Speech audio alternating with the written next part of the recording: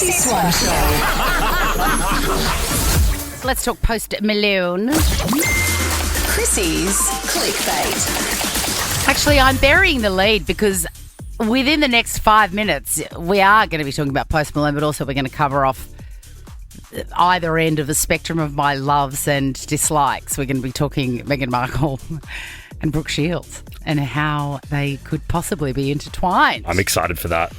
Post Malone is opening a venue. Now it's going to be in Nashville.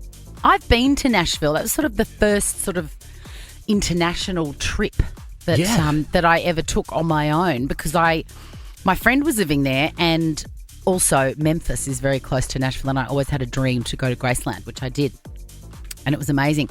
But Nashville, I'm sorry, what a hole. Really?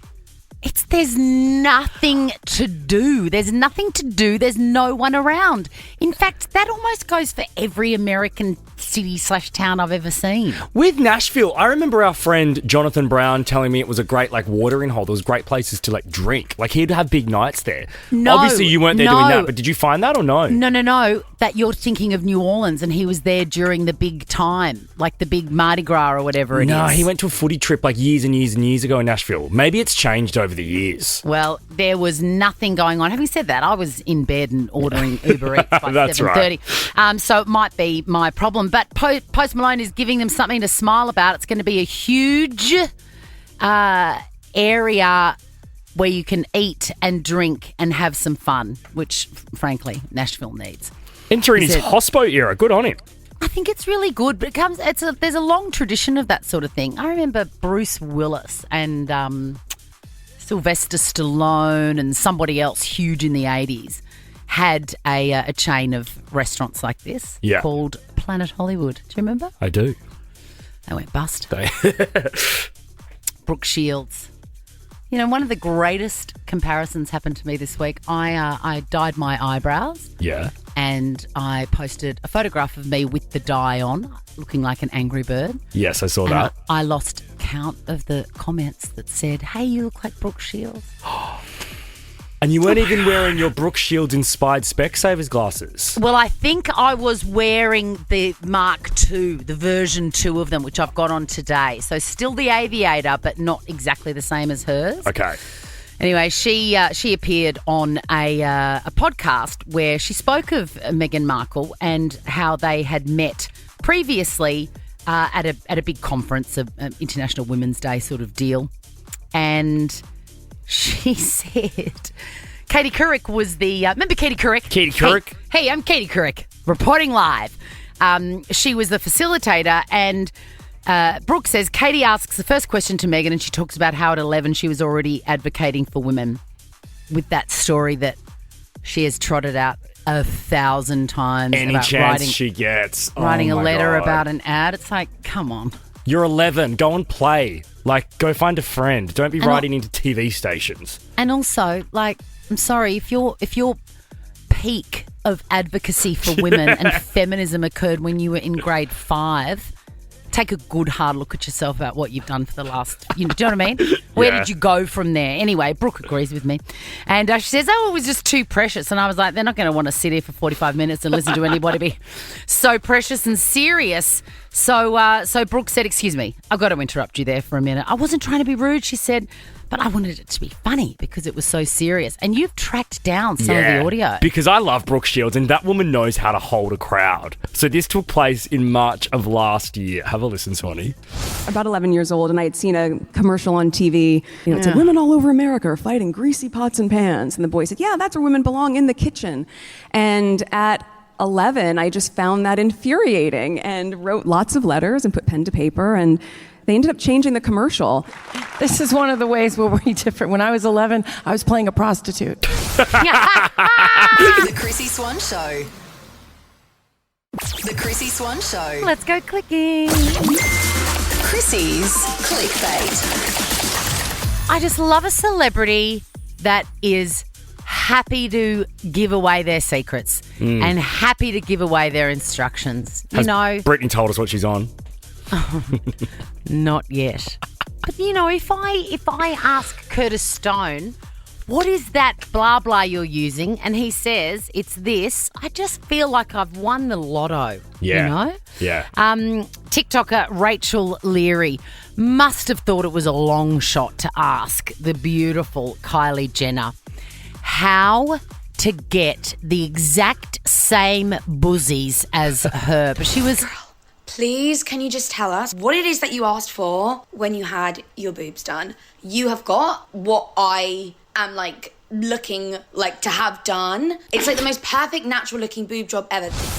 The most natural, perfect looking boob job ever.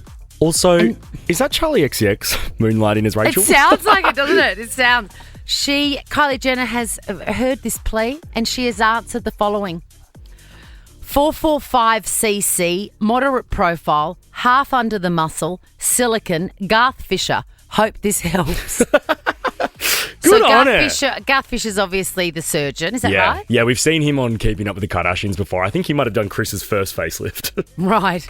Well, he's been usurped, hasn't he? I know. 445cc. I'm guessing that's the volume in the implant. The cup size. Yeah, and the volume, yep. Moderate profile. What's that mean? I'm not sure what moderate profile means. Maybe not sticking out too much. The perkiness.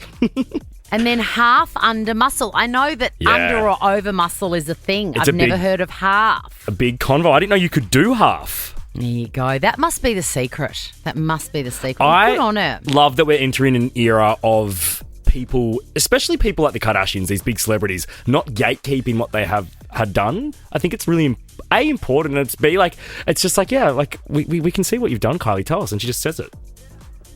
That is a very handy recipe for It is. Rachel Leary to take to her surgeon. Yeah. Absolutely. Let's move on to new music. I'm excited. I love new music. And tomorrow is our Baker's Delight Fresh Fridays. May or may not be featuring something that I'm about to talk about. But tomorrow's Thursday, Swanee. We've got 2 more days of work.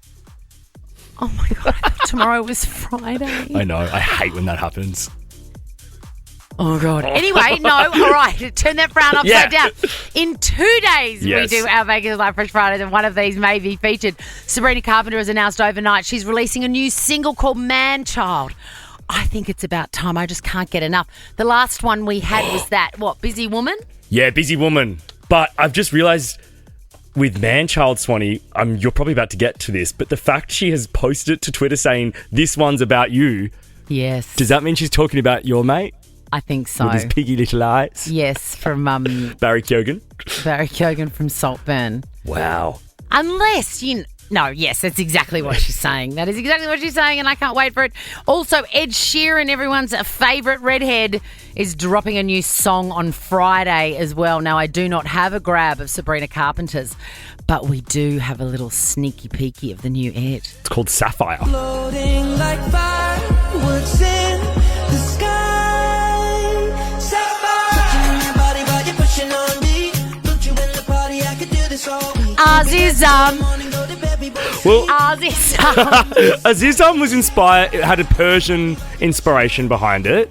I feel like maybe this album is just one Persian one, one sad one, one Persian one, one sad one. Maybe after Sapphire, we're going to get another sad one like Old Phone. Oh, yeah, God, but don't we love getting sad to that? I do love a sad song, though, don't you? That Sapphire sounds fun and up, though. I love it, too. I'm excited for that. And I also heard on Smallsy the other night, Swanee, that Ed confirmed he's coming to Australia next year. I know, start of 2026. I've never seen him. Oh, yes, I have seen him. I've seen him live once. I've not. Maybe we should go. At the Sydney Opera House. And it was back when it was just him and a loop machine. That's epic. It was amazing. Yeah, incredible. That's us done, Swanee. Have a beautiful night. Our good mates Ricky Lee, Tim and Joel are up next. I'll be crying in the corner because it's not Thursday. Now check this out.